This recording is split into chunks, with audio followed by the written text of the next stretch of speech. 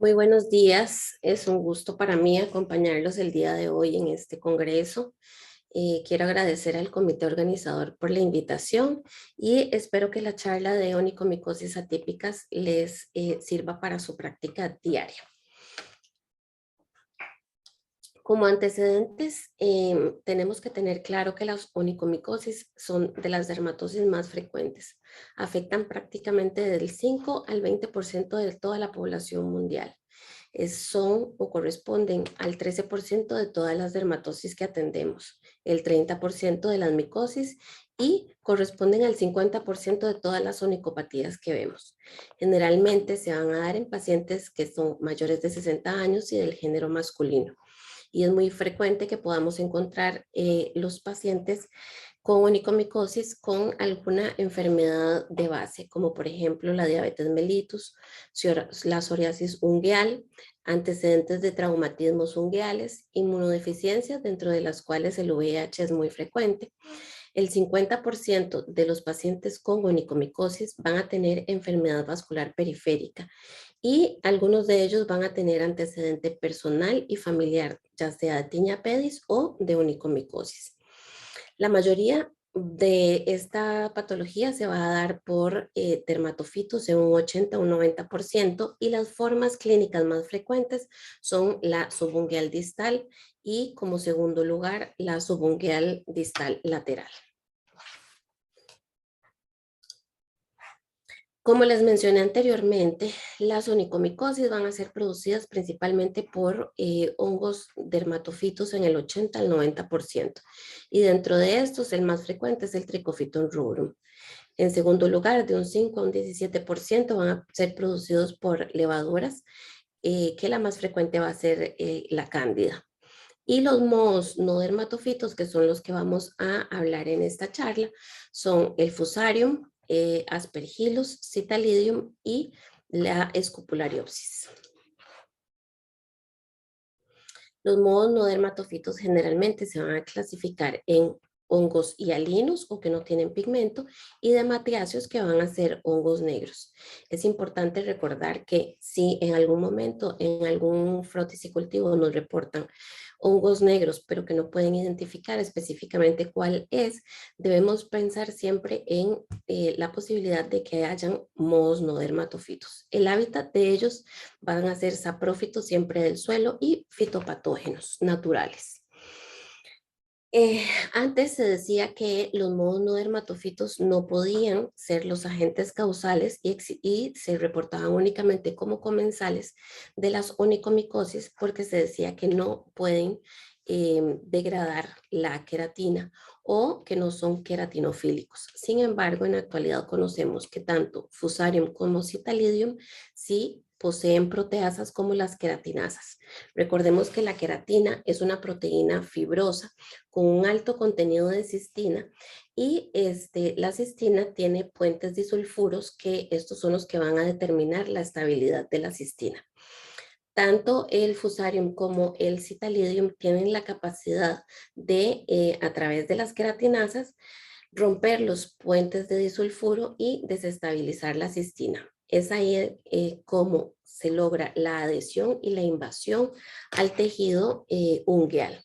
Una vez que se da la adhesión y la invasión al tejido ungueal, las queratinasas continúan funcionando para poder alimentar al hongo de los detritos de la queratina.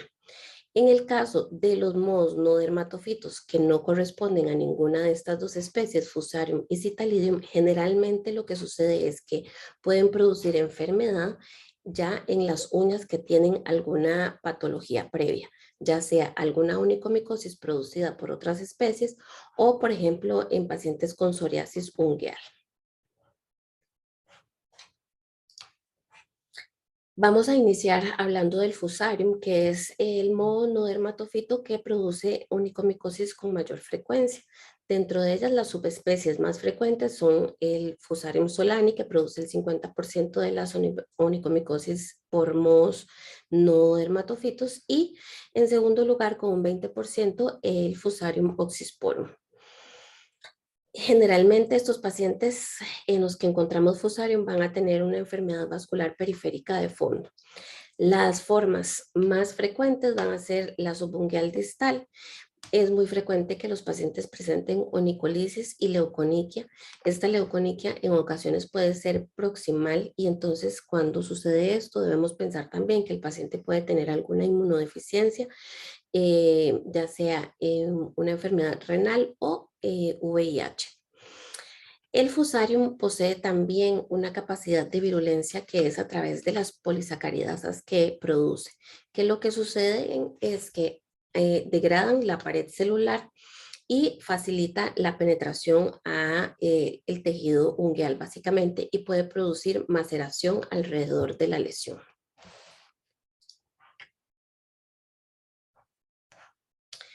Los modos no dermatofitos del tipo fusarium a nivel microscópico y macroscópico, lo que vamos a ver es lo siguiente.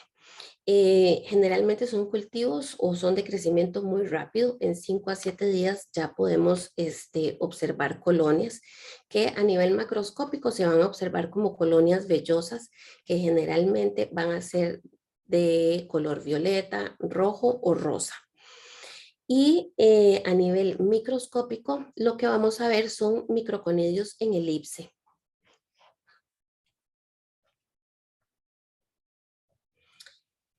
El segundo agente que produce, que producen onicomicosis de los modos no dermatofitos van a ser las copulariopsis.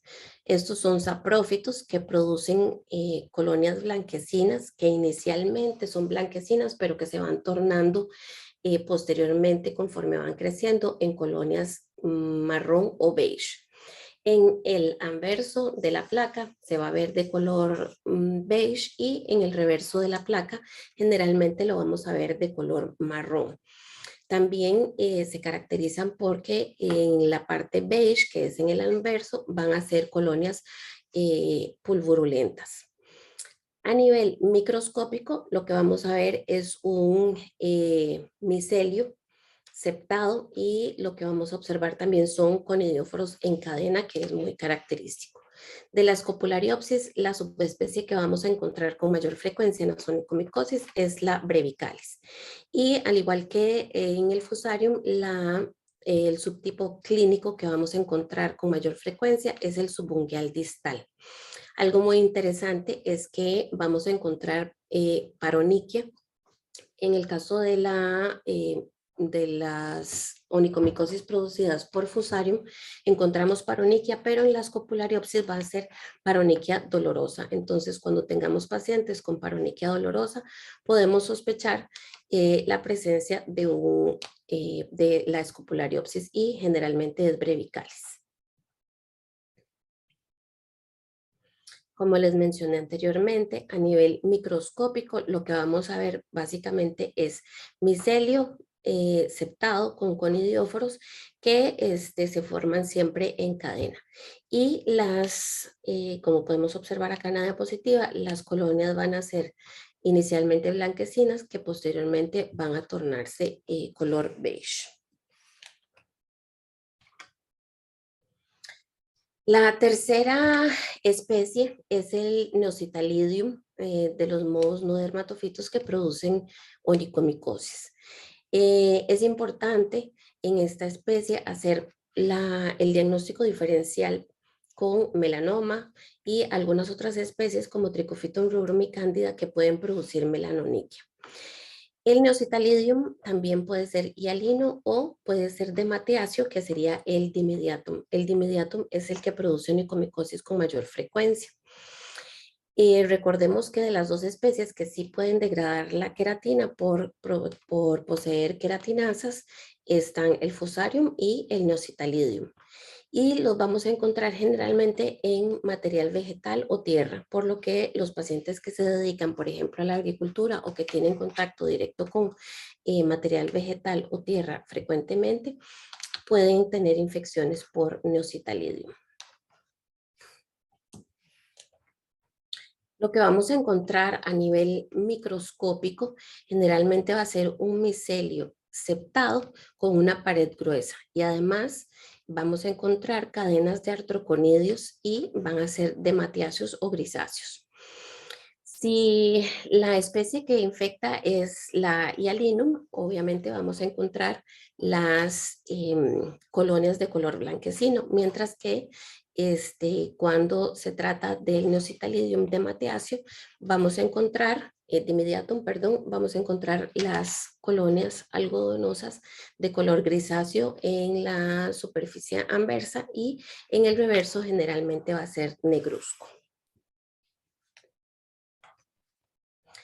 La última de las especies que vamos a revisar son los monodermatofitos, que son los aspergilos.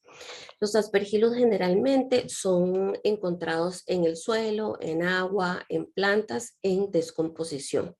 Corresponden a, son ascomicetes y son saprófitos. Son de crecimiento muy rápido, de 3 a 5 días ya podemos tener cultivos positivos y a nivel macroscópico vamos a encontrar colonias algodonosas que van a tener una coloración dependiendo del tipo de cabeza o coloración de la cabeza aspergilar. A nivel microscópico lo que vamos a ver son las características cabezas aspergilares. Recordemos que el aspergillus no posee queratinasas, entonces generalmente es un hongo comensal que puede hacer o producir infecciones mixtas en la lámina ungueal. Los más frecuentes o las subespecies más frecuentes van a ser Aspergillus niger, Aspergillus fumigatus y recientemente se ha hablado del Aspergillus versicolor. La forma clínica más frecuente es la subungueal distal. Con respecto al diagnóstico, básicamente lo vamos a hacer a través de un frotis y cultivo. El frotis que generalmente lo hacemos a través del KOH que es al 40% y en algunas ocasiones si tenemos la disposición podemos también hacerlo con negro de clorazol. Si la persona el microbiólogo o el micólogo que realiza el examen es bueno, tiene experiencia, la sensibilidad de esta prueba puede llegar a ser hasta del 70%. El cultivo siempre debe ser en sauroglucosado, porque los monodermatofitos no crecen en algunos otros cultivos, entonces siempre es importante que se cultiven en sauroglucosado. Además de esto, como ellos pueden estar simplemente como comensales y no necesariamente como patógenos, para poder hacer el diagnóstico de una onicomicosis producida por un monodermatofito, siempre se deben hacer muestras seriadas y debemos de obtener la misma especie en por lo menos 2 a 3 cultivos de los cultivos seriados que se realicen. Se dice que la histología es el estándar de oro porque podemos observar bien las figuras micóticas. Sin embargo, en la histología con la atención del ácido periódico de Schiff no podemos identificar las especies. Esto solamente lo podemos hacer a través del KOH y el cultivo. En algunos lugares podemos contar con otras herramientas como lo es la PCR y la prueba de sensibilidad a antibióticos que obviamente mejora el porcentaje de éxito del tratamiento, pero la mayoría de las veces solo contamos con el KOH, cultivo y en algunas ocasiones con la histología. Con respecto al tratamiento, que aquí es donde se da el verdadero reto, porque en realidad solamente el 50% de los pacientes con onicomicosis producidas por monodermatofitos van a ser exitosos. El 50% restante no vamos a alcanzar el éxito. Siempre debemos iniciar con tratamiento tópico para lograr la lisis química de la lámina ungueal, principalmente en donde encontremos dermatofitomas y donde haya distrofia ungueal total. Entonces, vamos a utilizar urea al 40% y una vez que haya una lisis completa de la lámina ungueal, vamos a iniciar con amorolfina al 5%. La literatura recomienda que podemos durar con la amorolfina 3 veces por semana durante 5 semanas. Y una vez que terminamos estas 5 semanas, seguimos con la ciclopiroxalamina al 8% hasta que finalicemos el tratamiento.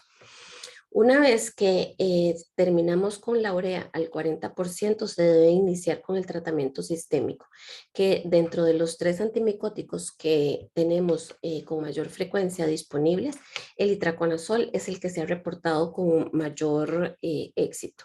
Se puede utilizar diario o también se puede utilizar en pulsos. Cuando lo utilizamos diario, lo vamos a utilizar a 100 miligramos 2 veces al día. Y cuando lo utilizamos en pulsos, vamos a utilizarlo 200 miligramos cada 12 horas y por una semana cada mes. En una onicomicosis por otros patógenos, generalmente una onicomicosis pedis, vamos a llevar el tratamiento de 4 meses a 6 meses. Sin embargo, en los modos no dermatofitos se debe de extender muchísimo más, inclusive 12 meses o a veces más tiempo inclusive. También podemos utilizar la terbinafina, que no se recomienda en pulsos porque no ha tenido éxito. Y las dosis básicamente van a ser de 250 a 500 miligramos diarios por el mismo tiempo que les mencioné anteriormente sobre el itraconazol. Y como tercera opción tenemos el fluconazol, que podemos usar de 300 a 400 miligramos semanales. Y se dice que se pueden hacer terapias combinadas, no en el mismo tiempo, pero por ejemplo, 4 meses de itraconazol, 4 meses de terbinafina y así irlos alternando hasta cumplir 12 meses o más, dependiendo de la evolución del paciente. Otras terapias que tenemos son el láser, que el que funciona mejor es el Nd:YAG. Sin embargo, como el láser trabaja básicamente por producir calor y los hongos los no dermatofitos generalmente deben ser destruidos a más de 50 grados centígrados, a veces la terapia se convierte un poco dolorosa y el paciente no tiene la adherencia adecuada. Entonces, con el láser no se han tenido un porcentaje importante de éxito y sí se ha tenido de un 30 a un 40% de recurrencia. Otra de las terapias que se han probado son la terapia fotodinámica, básicamente con el ácido 5-aminonebulínico, pero no hay ningún protocolo todavía establecido. Se han hecho algunos estudios que han utilizado protocolos diferentes cada uno. Importante para llevar los puntos para llevar a casa es que los modos no dermatofitos clínicamente son indistinguibles de los dermatofitos, de las onicomicosis producidas por dermatofitos o por levaduras. Entonces siempre vamos a necesitar de las pruebas de laboratorio. Recordar que siempre tienen que haber cultivos seriados y que de 2 a 3 deben ser positivos para poder hacer el diagnóstico de una onicomicosis por mohos no dermatofitos, debe tener positividad en 2 o 3. Estas recuerden que tienen una mala respuesta al tratamiento, solamente vamos a lograr éxito en un 50%, 50-52% de los pacientes. Generalmente en los pacientes que tienen una distrofia total, que pueden ser más o menos un 66%, son aquellos que tienen más de 10 años de evolución de la onicomicosis. Recordar que la distal y lateral van a corresponder a la mayoría de las onicomicosis producidas por mohos no dermatofitos. Importante y de gran utilidad es utilizar el OSI, que es el índice de severidad, para poder brindarle al paciente un pronóstico de cuál va a ser la probabilidad de éxito que tenga para al final del tratamiento. Se dice que a los 12 meses aproximadamente se curan solamente un 52% de los pacientes y que existe un 30% de recurrencia. Recordar la importancia también del uso de la urea al 40% para lograr disolver los dermatofitomas y siempre vigilar la función hepática y renal de todos los pacientes mientras estén con el tratamiento sistémico. Muchísimas gracias. Espero que les sea de utilidad toda la información. No sé si tienen alguna duda o pregunta.